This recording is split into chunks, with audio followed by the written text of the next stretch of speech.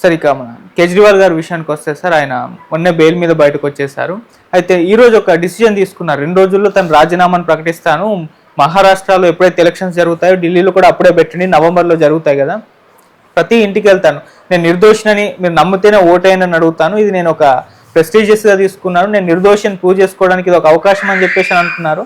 అంటే ఈ డిసిజన్ అనేది ఏ విధంగా చూడొచ్చు? ఆయన వ్యూహాత్మకంగా వెళ్తున్నారు అనుకోవచ్చా, లేదంటే బోల్తా పడే అవకాశం ఉందా సార్? మీరు ఏది చూస్తారు? అంటే కేజ్రీవాల్లో మనకు కొన్ని వైరుధ్యాలు కనిపిస్తాయి.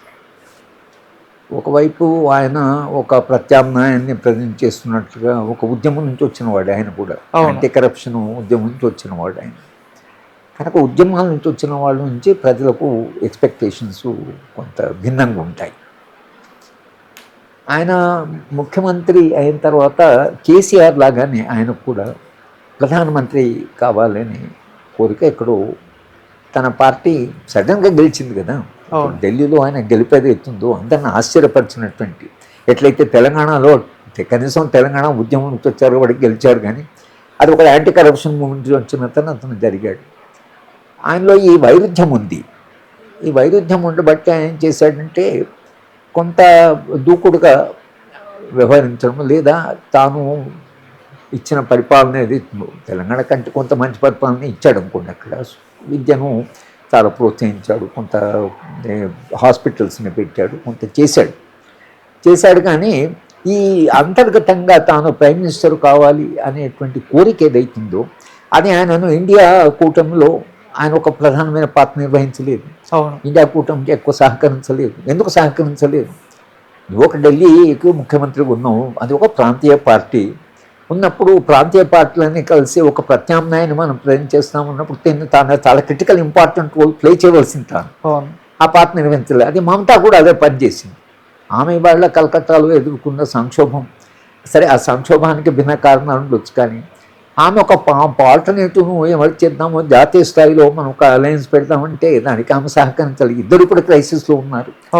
మొత్తంగా దేశంలో అన్ని భిన్న రాజకీయ పార్టీలు ఆమెతో నిలబడేవి కదా. అసలు ఆమె ఇండియాలో కూటమిలో భాగమైతే అన్ని పార్టీలు నిలబడేవి. కనుక కేజ్రీవాల్ సరే ఆయన ఊహించింది ఏంటంటే తాను ముఖ్యమంత్రిగా కొనసాగితే ఈయనకు అధికారాల ఆలస్యం ఉంది అని కాకుండా పదవికి రాజీనామా చేస్తే మన దేశంలో కొంత గౌరవం ఉంది, మనకు లాంగ్ ట్రెడిషన్ ఉంది.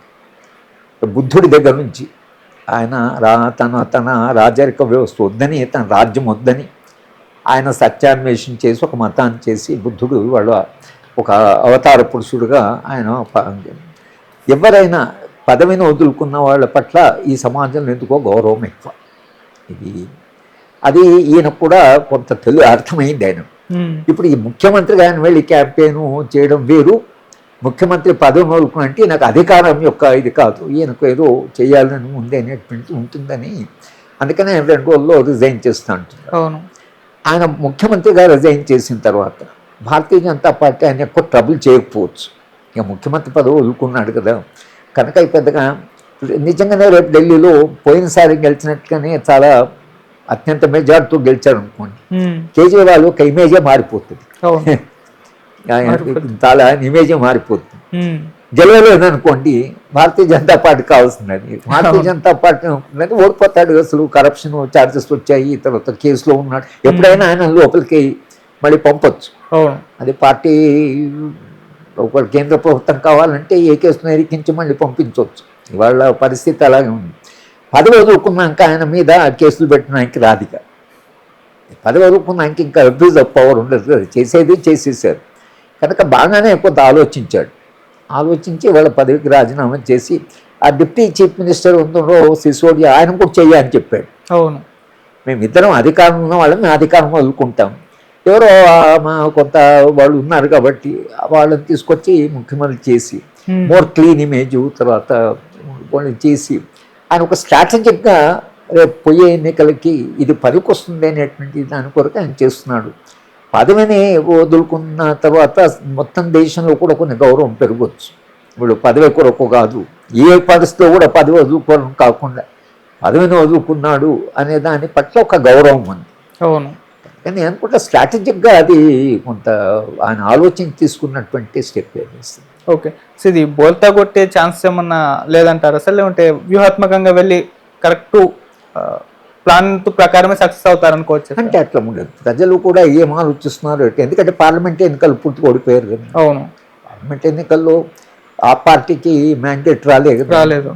కనుక అసలు ప్రజల్లో ఒక వ్యతిరేకత అంటే, లేదా మీరు ఢిల్లీకి అభివృద్ధి చేయమని మీరు గెలిపిస్తే, మీరు అది కాకుండా మీరు ఏదో మేము మెయిన్ స్ట్రీమ్ రాజకీయాల్లో పోతాము ఇదంతా అనుకుంటున్నానని మొత్తం మీద పార్లమెంట్ ఎన్నికల్లో మన దగ్గర జరిగినట్లే తెరాస పార్టీకి 39 సీట్లు ఇచ్చారు. తక్కువ సీట్లేం కావాలి, చాలా ఇంపార్టెంట్ మెజారిటీ చాలా. కానీ పార్లమెంట్ ఎన్నికల్లో ఒక సీటు రాలేదు. మీకు ఆ పార్టీకి తెరాస పార్టీకి స్పష్టమైన కంపారిజన్ కనిపిస్తుంది.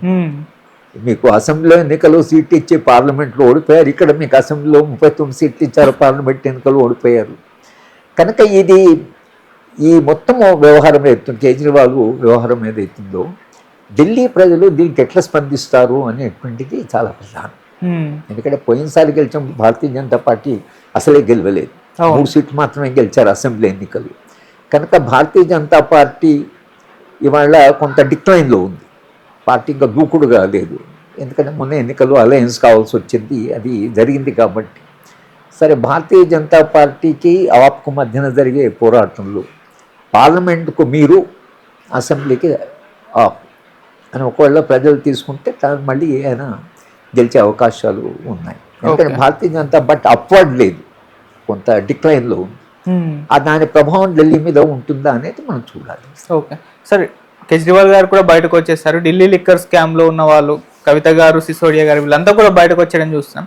ఇక ఇది ముగిసిపోయింది అని చెప్పేసి చాలా మంది అభిప్రాయపడుతున్నారు. ఎందుకంటే వీళ్ళు చాలా మంది మీద చూస్తాం, చంద్రబాబు నాయుడు గారి మీద కేసులు నమోదయ్యాయి, ఆయన అరెస్ట్ అయ్యారు, మళ్ళీ బయటకు వచ్చేస్తారు. ఇప్పుడు వాటి ఊసెత్తలేదు. జగన్మోహన్ రెడ్డి గారు అయితే దాదాపు 10 ఏళ్ళ నుంచి ఆయన మీద 14 ఏళ్ళ నుంచి కేసులు ఉన్నాయి, బయటకు వచ్చేసరికి ఇక ఊసలేదు. ఇప్పుడు వీళ్ళ మీద కూడా అంతే, అంటే కేసు నమోదు చేయడం, అరెస్ట్ అవ్వడం, ఒక హై డ్రామా క్రియేట్ అవ్వడం, ఆ తర్వాత బయటకు వచ్చేసిన తర్వాత సైలెంట్ అయిపోవడం, ఇది మన దగ్గర ఉన్న కల్చర్ అన్నట్టుగా మారిపోయింది సార్. ఇప్పుడు జనాల్లో కూడా ఆ విధంగానే వెళ్తుంది. అంటే ఏ విధంగా చూస్తారంటే దీన్ని 2 రకాలుగా చూడాలి. ఒకటి, జ్యుడిషియరీ వాళ్ళు ఏమంటున్నారంటే మాకు బయట ఏం చర్చ జరుగుతుంది అనేది సంబంధం లేదు, ఓకే, మీరు మా ముందర ఏం ఎవిడెన్స్ పెట్టారు అంటే. అందుకు జ్యుడిషియరీకి వాళ్ళకు అందుకనే కళ్ళు మూసుంటాయి జ్యుడిషియరీ.